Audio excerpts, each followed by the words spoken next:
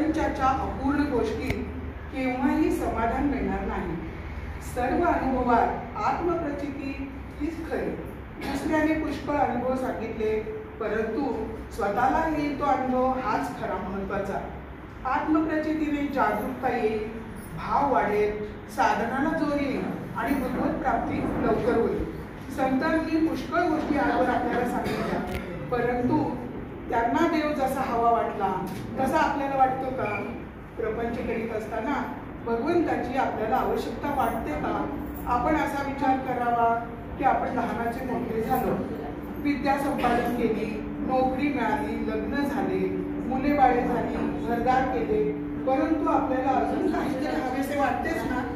हे आपले हवेपण केव्हा संपणार?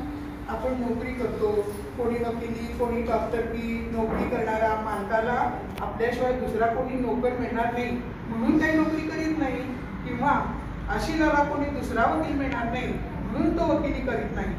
म्हणजेच नोकरीवाला काय, डॉक्टर काय, वकील काय, कोणीही आपापले कर्म त्या कर्मासाठीच करीत नाही, तर त्यातून आपल्याला सुख मिळेल या ईर्षेने तो ते करीत असतो। परंतु आपण पाहतो की सर्व काही केले, आयुष्यही संपले, तरी काहीतरी करण्याचे राहूनच जाते, त्याला पूर्णता कधी येतच नाही। एखादी गोष्ट आपल्याला मिळाली की आता ह्यापुढे काही करायचे उरले नाही असे काही वाटत नाही आपल्याला। आता काही एक नको आहे, जेवढे आहे त्यात समाधान आहे असे कधी वाटते का?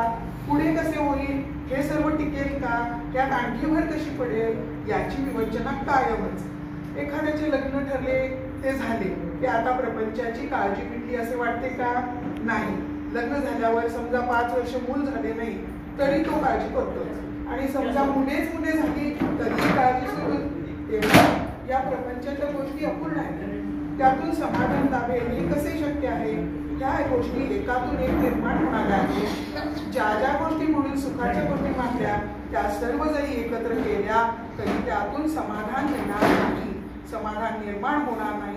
ज्या गोष्टी अपूर्ण आहेत त्यातून पूर्ण स्वरूप असलेले समाधान कसे लाभेल बरं?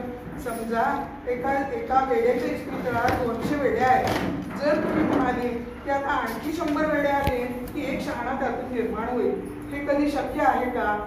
नाही। मनुष्याला किती असले म्हणजे पुरे होईल हे ठरलेले नाही। आहे त्या परिस्थितीमध्ये आपण समाधान मानले की जे आहे ते नक्की पुरेल। जय जय। सौ अरुंधती कुलकर्णी याही उत्तम गाणी म्हणतात आणि त्या आपल्याला आता सादर करू लागतात।